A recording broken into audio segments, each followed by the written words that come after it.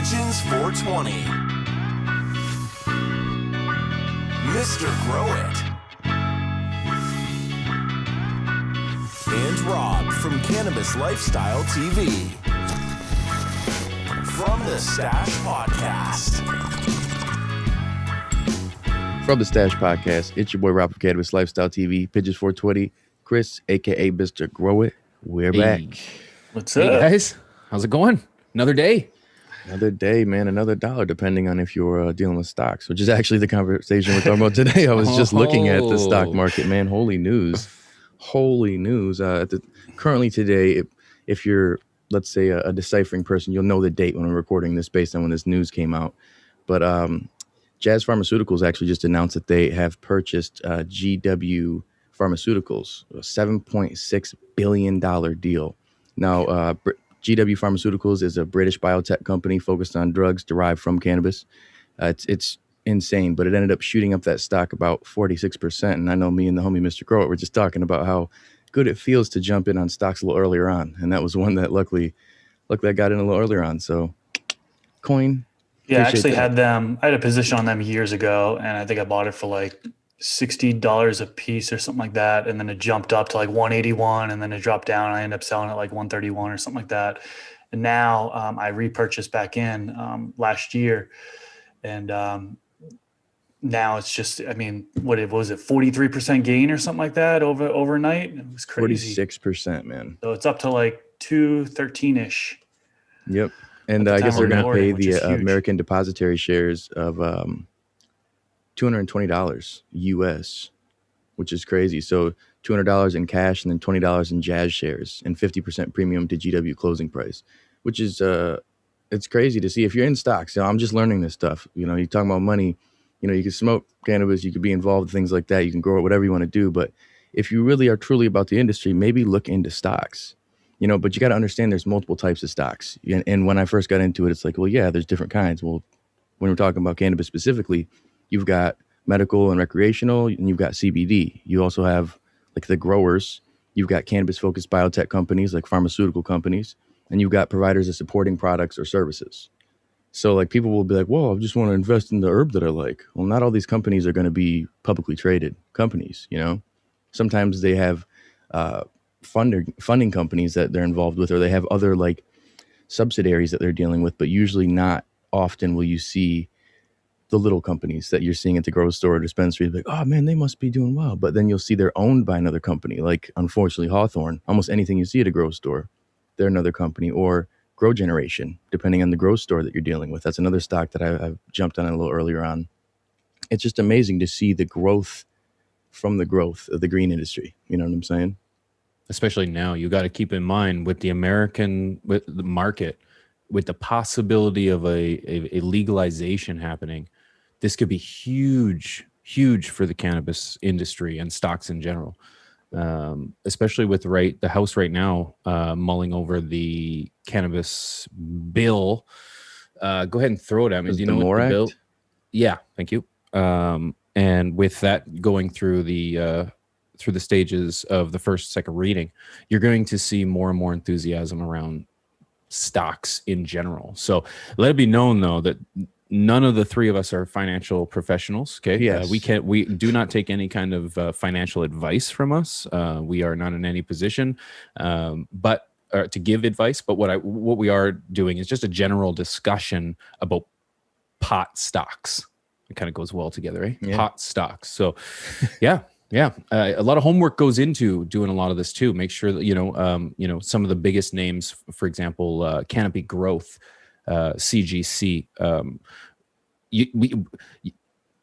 There's a lot of wolves in sheep's clothing too in these industries. So it's something to look into as well. Yeah, and speaking, just kind of piggyback on that one, Canopy Growth, I think they're still the largest company according to market cap. They are. You know, talking about potential legalization, one of the companies, Acreage Holdings, they will actually be acquired by Canopy Growth if legalization happens.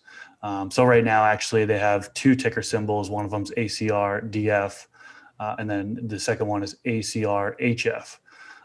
Now, one of them is basically if they get acquired, then Canopy has the option to buy, and then the other one, ACRHF, if legalization happens, Canopy will definitely acquire those stocks. So that one goes for a little bit more money.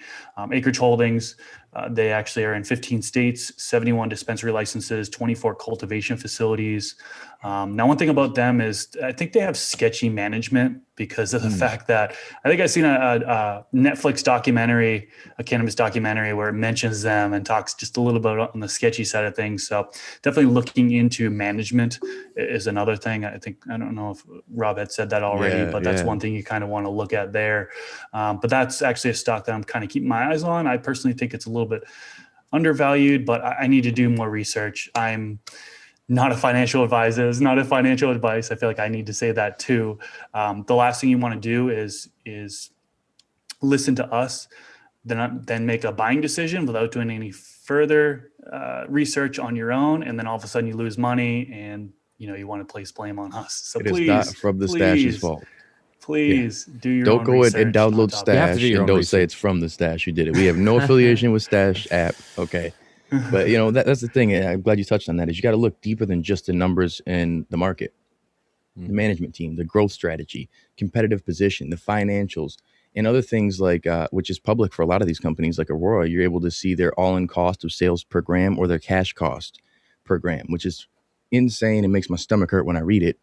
In 2020, they've got it down to 85 cents per gram, down 25% from the last quarter, because they had more volume obviously come in, and good for them. But unfortunately, by the time it gets in the consumer's hands, it's like $20, $15 a gram, so it's kind of a shitty deal there. I mean, maybe 10 if you're getting their boofy stuff, but that's a big thing too, is when you're investing, it's like, what is the profit margin for this company? Like, are they a profitable company? Are they a company that has room to grow? Is that a company you want to invest in? That's a lot of like Warren Buffett. He'll look more into the company itself and how they navigate things, not just like, oh, well, look at the stock. It's going up, it's going down. He wants to see how the company's running as well. And there's a really good book called Money Master the Game by Tony Robbins, actually got me more into stocks. And that talks about compound growth and how you can basically have your money make money for you. And that's a big reason we're talking about this episode, is do it on the legal side of things, on the up and up. If you're making money, why not make more money through the cannabis industry legally? Through stocks is a great option. But, it varies where you're at. Canadian companies, the extent of international operations and distribution is going to vary. So Canada's got more restrictions, but they're not distributing much to America, are they, if at all? We have a few ties. There's a few ties that go, but across the border in terms of supply. But generally speaking, we're homegrown. Yeah, that's where, like, you look at import and stuff. Eventually, if that becomes a thing with legalization in different countries, will people be importing and exporting the goods? Is that going to be a thing? So keeping an eye on how these businesses grow and the laws is a very, very, very big thing, because over time, if the laws go in a positive way, time to invest. If they go in a negative way, maybe time to get rid of it. It just depends. Or maybe not even invest at all. Just depends on where you're sitting. Yeah, and you're investing in companies that you think are going to be successful, right? It's not just companies you think that stock price is going to go up. I mean, you can do whatever you want, right? There are day trading, which is kind of where you're buying and selling as quick as possible, trying to make a profit the same day, for example. Swing trading, which is like, a couple days, couple weeks is when you're buying and selling that period of time. And then you're in it for long term, which is like a year or beyond. Some people think it's 3 years or beyond, 5 years beyond. So those are kind of three different ways to go about it. I personally I look at the long. My mindset going into it is, okay, do I think this company the stock price is going to be higher 1 year from now? And the main reason why I'm in it for the long is because I don't want to pay the taxes, right? Stocks are taxed.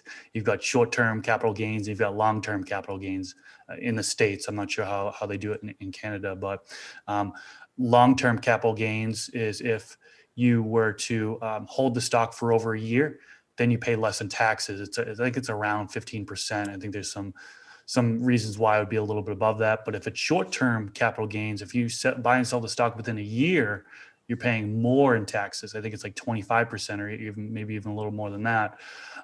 So I personally like to just look at a company, look at all the fundamentals behind it, and then determine, do I think it's going to be higher in a year? And then I don't even consider cashing out if it's less than a year. That's just me personally, unless something Marathon, drastic baby. happens in the news. You know what I mean? Yeah. But there's so many different ways to go about it, different strategies. Well, then you look at things like even warrants and convertible securities. So like stock warrants, they give investors the rights to purchase the underlying securities for a particular price. And then convertible securities give the investors the ability to convert the securities into the company's common stocks. So you got to pay attention to the kind of stocks you're buying and the options that these things offer, because not all are going to be the same. Some even offer dividends, and there's not many I see in the cannabis industry that have that. Maybe a couple, but you're probably not going to get a whole lot. But there's some that are really doing well. Not companies I'm a huge fan of, like in particular, we got Canopy, Aurora, Tilray.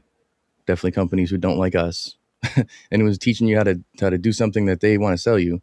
They're not going to be huge fans of the home growers. But then you have biotech companies like, big shout out to them, GW Pharmaceuticals, Jazz and Care Therapeutics. And then you have ancillary product or providers like Grow Generation and Innovative Industrial Properties. They're actually a cannabis specific real estate company. So they're pretty smart in that sense, but you're not touching the plant at all. I actually have a position in IIPR, Innovative Industrial Properties. Nice. REIT is what people call it, real estate investment trust.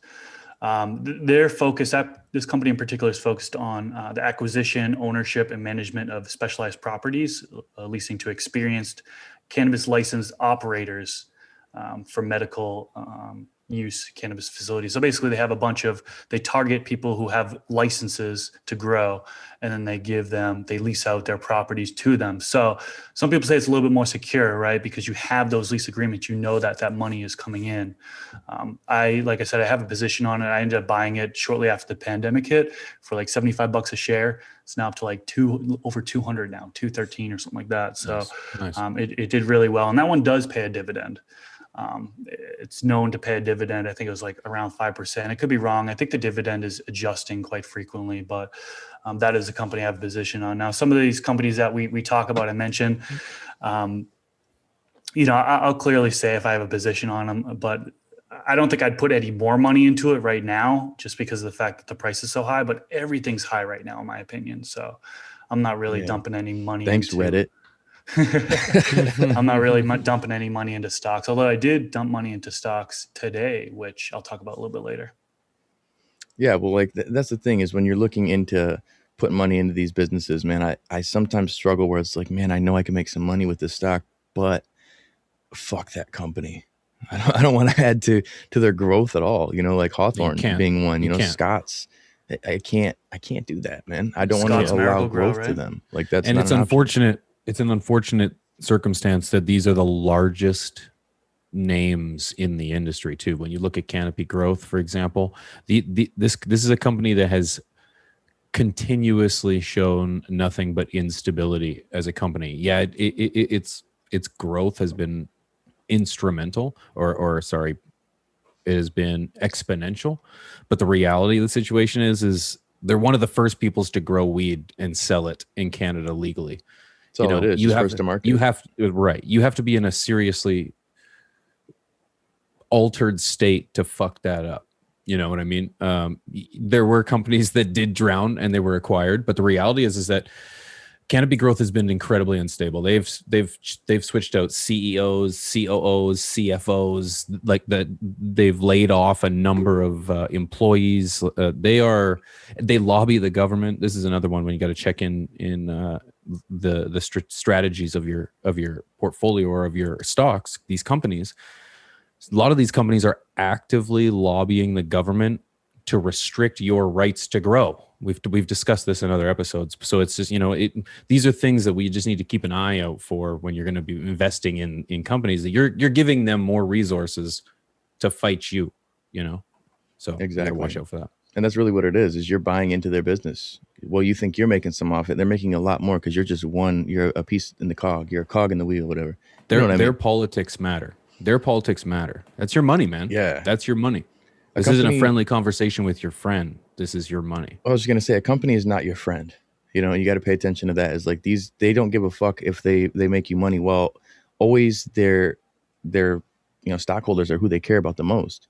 That's really how it goes down to, but they don't really care about you. They care about you for a selfish reason, for their own self. So pay attention to who you're investing in, not just for the dollar amount, but ethics too, because as consumers, we see how this works. I mean, look at the GameStop shit and AMC, and it's just amazing to see that consumers can fully dictate the market. It's not just the business. We can really do that. So there's another for like exchange traded funds. There's Horizons Marijuana Life Sciences. I hate they use the M word in there. And Alternative Harvest. Those are two companies kind of on the rise right now. People could pay attention to. And I'm not gonna be that guy jumping out and saying buy. But I'm definitely gonna say pay attention to this shit, because as you see it's low, buy low, obviously, sell high. That's kind of the goal. That's really like basics in stocks, but pay attention to certain things like we mentioned before that. But then changing in the industry's dynamics, like we said, with laws, regulations, competitive forces, the business strategies, all these things play a big consideration into purchasing any stock, because the long-term growth of the company is the company. It's not the stock number that you're looking at. It's not if you can buy low and sell high. It's literally the company. So do research on that brand itself.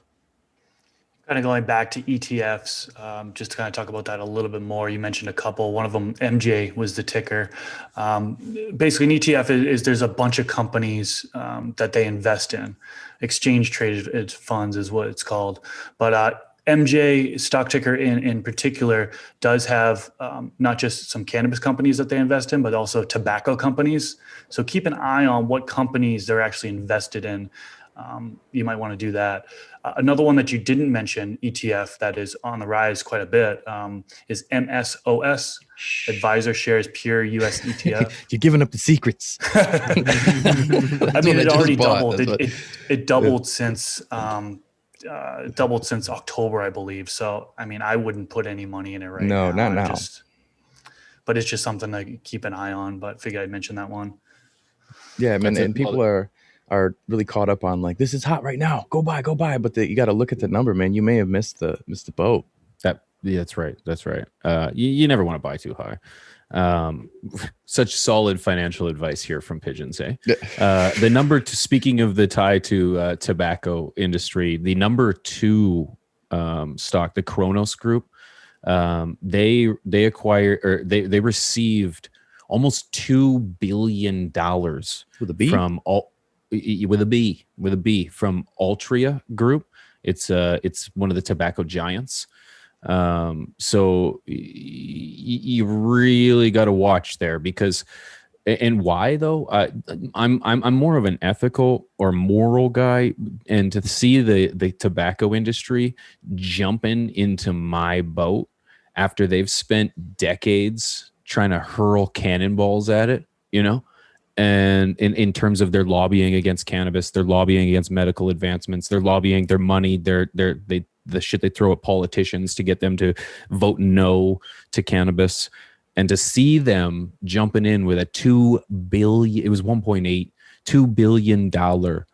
investment into my sector, that hurts.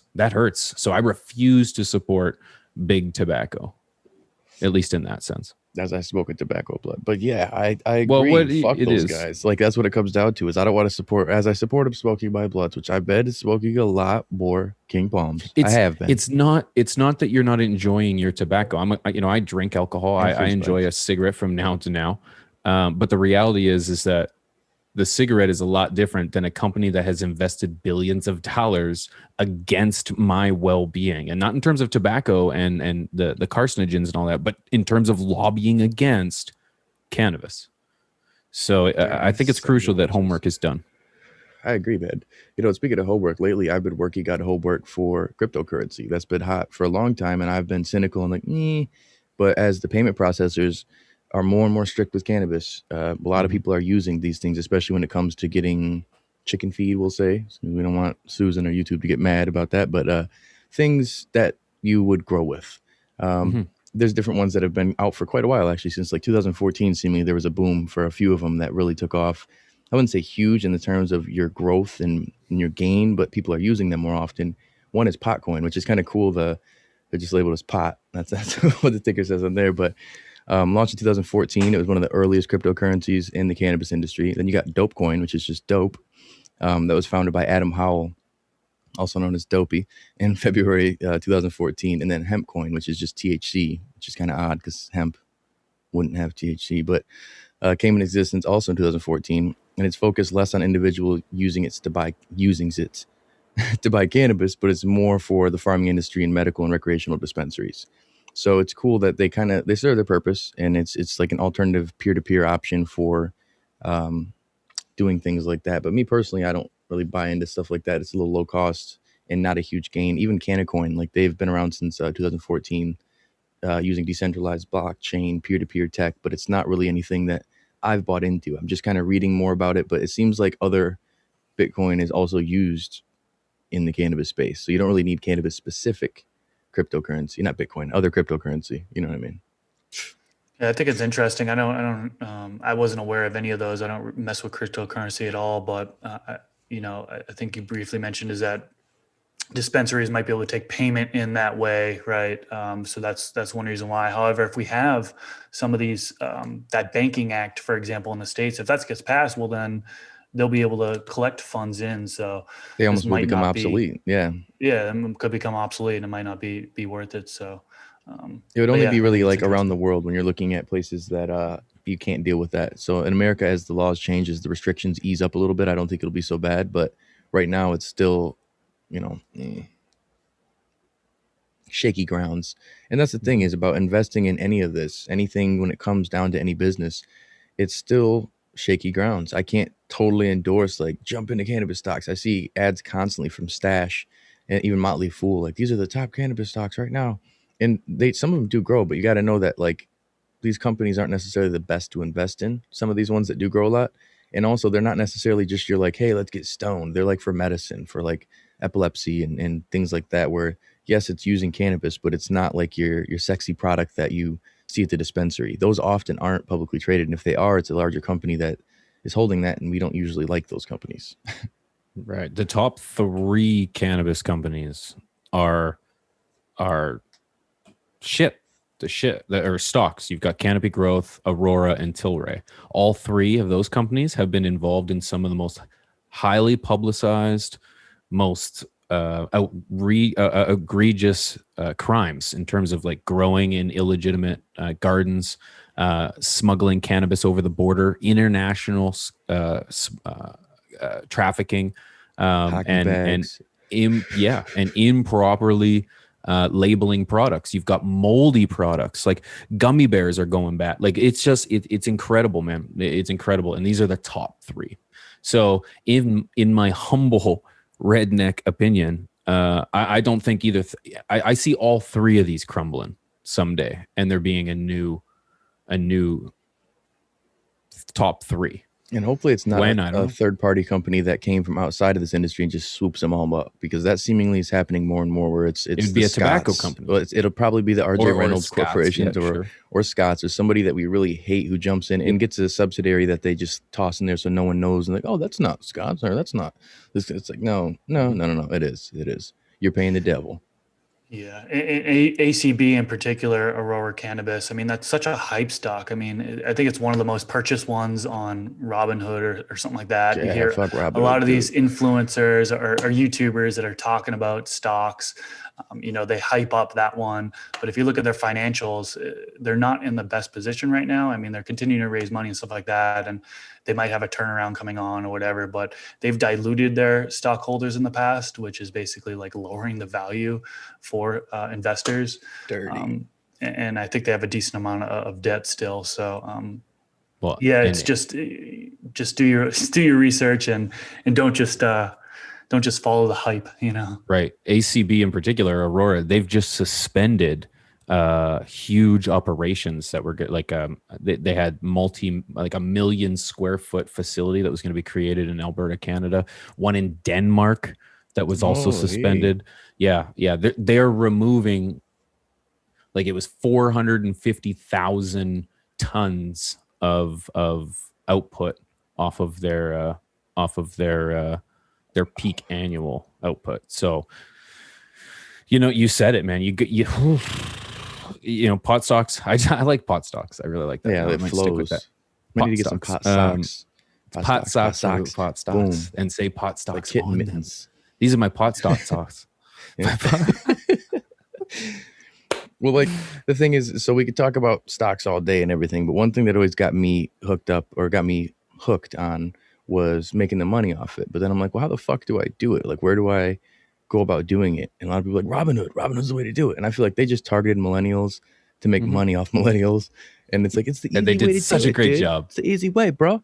Just put some fucking it's on my phone, avocado bro. It's toast in fucking like an app. Robinhood. Give my money away. Alkaline water. Fucking A, dude. Fair. But that's what it turned into, man. And like they ended up fucking over a lot of people, like through the whole GameStop craze and everything like that. I think that's where looking at other apps are a better option. Something old school, like I use TD Ameritrade. It's what I've used for years now. There's also Stash. I can't stand by Stash. It's cannabis specific. I feel like they're probably poaching on our industry. But that's where you've got these companies that like they literally are going out and they're selling your data to these other companies. Like, hey, we want to be able to work with you. Push with us. And that's what Robinhood essentially did is they're like, hey, it's a free app. Use it for free. It's good. No problem. Just do it up. It's like, yeah, is it free? Because data mining is becoming a real thing, and that's becoming worth more money than anything. I was watching this documentary where it's worth more than oil right now, which is crazy. So pay attention to what kind of technology you're using for trading. If you do have a financial advisor, holler at them. That's the best option. They may push you in the old school realm, so do some research on your own too. But I mean, even like other YouTubers, like Graham Stephan is a decent guy to watch. I like Meet Kevin, but he's got a little too political for me. There's a few other. Who would you recommend? Another maybe person they could check out to learn more about stocks? Financial education. His name's Jeremy. He's got 2 channels. He's kind of a goofball, but a ton of knowledge. The guy's super smart. Yeah, he talks in circles in his videos. He makes them like 20 minutes, 25 minutes, and he just talks in circles. It sounds like good. I'm really good at that. But I do like watching him once in a while. Well, because by no means. Did you hear are we about this experts, broken grinder I used to have? Oh shit! Do you have one or two? Fuck it. It's crazy though when you think about it. Like cannabis stocks are touching the basically bare minimum of mainstream. They're starting to get some attention there. As the industry changes and as more legalization happens and regulations slow down a little bit, you're going to see more and more of it grow. And that's the opportunity to jump in when it's really low. And again, looking at the company in the background, their ethics, what they're doing as an organization, that's huge first. Then look at some of the numbers and see, what that's worth for you. Can you make money off the stock? Do you see gains coming? But just know something just like a company being acquired, just like today, that wasn't expected. It just happened. And there's sometimes where it is expected in a scenario with legalization, like, well, we know this company will be purchased by this company or acquired by them. It's a scenario where looking at the laws, looking at the market, looking at how things are, it's so different with cannabis. So educate yourself on stocks first and then cannabis stocks, because knowing stocks is more important than knowing cannabis stocks, because you're going to end up fucking yourself up because you're focused on just weed, man. You need to focus on more than that. And follow the political game as well. When you've got this MORE Act moving through federally, and also keep an eye on New York, because New York will be if New York goes legal, it'll be one of the biggest markets since California, and that'll be incredible. That population that gets unleashed will be pretty monumental to the stock market, to the industry as a whole. And then the farther this MORE Act goes through the House and through the Senate, you're going to see more of a little more excitement coming around. So personally, I don't do any stocks. I have 0 stocks, so I got nothing to say forward here. But if I was to choose a time to get into them, maybe it would be before the United States got into a legal stance politically. Yep. Look state by state. I think that makes the most sense too. Couple more stocks I'd like to talk about, if you don't mind, if we've got the time, right? I'm sure that the people listening want to hear. Ramble, Chris. You talk so goddamn much. I was gonna say, when we ramble, you'll hear about it. Okay, so we talked about Grow Generation a little bit, right? So for those that don't know Grow Generation, I think our audience is going to be most specifically interested in this, because they're a hydroponic company, a retail company that has gardening stores across the USA, right? They're pretty much like the Home Depot for hydroponics, okay? They actually, I knew about this company years ago, and I've been following for years. Their stock price got as low as like, I think $2.85 or something like that last year when the pandemic hit. And I was going to invest in it, and then I didn't actually get in until $4.31. That was like last April or something like that. And it has skyrocketed since then. It's like currently about $57. So it 10x'd in the matter of a year, less than a year. And so now might not be the best time to buy. However, they are expanding like crazy across the company. They're buying out other companies. They are. I think they just bought an LED manufacturer as well too. Like they're really going hard. I was reading something about they're going to start producing some original products and supply their own stores with those. So if they get to that point where they're like making like their great value brand like Walmart does, and they've got their option there, like that's changing the game. So I wouldn't even say wait, because when I bought it literally based on a local situation. They bought 3 grocery stores locally near me, and they were successful grocery stores. So I'm like, whoa. And the guy I talked to who sold it, he was like, man, they were very pushy, and they came in and the offer that I gave them, they wanted to pay me more to keep me around for a year. It's like, whoa. And another reason why kept they were all the doing employees so good on too. Another reason why they were doing so good is because they were considered an essential business. Yeah. So because due to agriculture, so they didn't even close down. So they made a ton of money during this pandemic. Record numbers for a lot of grocery stores. Record, because people are buying, like toilet paper. Literally, you go to most grocery stores and there's no soil anywhere. It's insane. And you've got a lot of scenarios with the fires that there was in California where their distribution was limited with sunlight in Hawthorne, where they weren't able to, Hawthorne is sunlight, weren't able to get the stuff. And GrowGen had a lot of warehouses, a lot of stuff already. So a lot of the places that I know of stayed in stock when other places that weren't affiliated with them didn't, because they were waiting on their distributor. So that's where, again, looking at more than just the stocks, you're looking at the business and the growth of the business. If they're a public business and they're doing shit like this, probably one you want to jump on. But also look at the ethics and the morals of it. Like, I can't say enough that I do appreciate the fact they've kept their employees on. Every business that I know that they've purchased, nothing has changed. That's huge. I think that's huge. And it's beautiful. And in that in sense, terms of a moral it standpoint, works. Yeah, exactly. If it works, don't fix it. If it ain't broken, don't fix it. And in their scenario, it's like if anything, they've got better buying power now. And that's all it boils down to. So their profits are better. Current headline that just came out recently was Grow Generation Q4 update puts their stock on path towards $100. So I don't know. Yeah, that would be. I'm going on vacay once this pandemic chills the fuck out. Hell yeah, baby. But there's a few more that I just want to talk about quickly. The one I purchased today, I purchased Planet 13. So I'm not sure if you heard about Planet 13, stock ticker PLNHF. They currently have the largest dispensary in the world. It is located in Las Vegas, and they are expanding. They're looking to take that model of having this large, exquisite dispensary. I think next up is Orange County, California, I believe, and they're looking to expand and go across. Huge. I believe they have a pretty good management company as well. Wow. But yeah, I just purchased in at $5.65. Some may say that's a little bit high. I actually, sad story, when the pandemic hit, it went down to like 70 cents or something like that. I was going to buy in. I had a purchase order for $1 and it dropped down to 101. So it never got filled. And I just said, forget it. It might drop down. Never drop down. And I regret that, right? It's like buyers more like. What was that ticker again? Because I think I need to grab some myself real quick. PLNHF. Yep, might be grabbing one. Might be getting into stocks today, baby. But yeah, $5.65 is what their current price is. Again, I look at it. What are they going to look like in a year? I think a year they're going to have a ton of growth. I think their stock price should be up. It's currently down from its high, 17% down. So I assume it's at least going to get back up 17%. And one could argue, even if it only raises 17%, that's a good return, right? I think the stock market average return is 7% a year, right? 10% a year, something like that. So I don't know. That's just me. Again, keeping do your own research. Streets. Don't buy because of me. Do your own research on that one. But I'm really excited about that. I'm glad I finally got a position in on that one. And then the last one, I just want to touch base on. I haven't done the research on this one yet. I actually just found out about it a couple of days ago. Is GRAMF is the stock symbol, GRAMF. So you might want to take a look at that. Jay-Z actually owns a company. I think he has ownership or he's on the board of directors or something like that.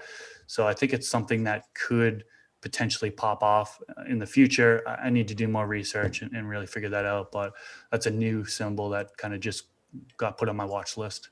Oh yeah, Interesting. appreciate that, man. I'm gonna have to hit Yeah, you glad over to have with a your little ear stock to the talk. street. Mhm. That's what's up, Mhm. man. Yeah, you may see us on here like that dude on MSNBC just screams buy. Who knows? We'll see with the coming years. See what happens. See You know, what and if happens. you know, I didn't even think about this whole time. If you guys are watching this video on YouTube, why haven't you liked this shit? Or if you have, we Hit that apologize. like. I apologize. If you have, smash the like, subscribe button, and the bell next to it. Be notified every time we drop videos. I mean, I can't say this enough. We're probably going to do a live maybe once a month over here on YouTube, but otherwise we are over on twitch.tv/From the Stash Podcast on Thursdays, which I think we might hop over there and do that real soon here. We'll see. And we definitely want to know what pot stocks you own or what pot stocks are on your watch list that you're looking at that you might potentially purchase in the future. So let us know down in the comment section below. Definitely Pot looking stocks. for more. I'm Great still saying talk, it all day. guys. Pot stocks. That's my Pot thing. stocks for my pot socks. Anyway. Oh hell yeah! Well, from the Stash Podcast, it's your boy Rob from Cannabis Lifestyle TV, Pigeons 420, Chris, aka Mr. Grow It. We'll see y'all next week. Peace. Peace.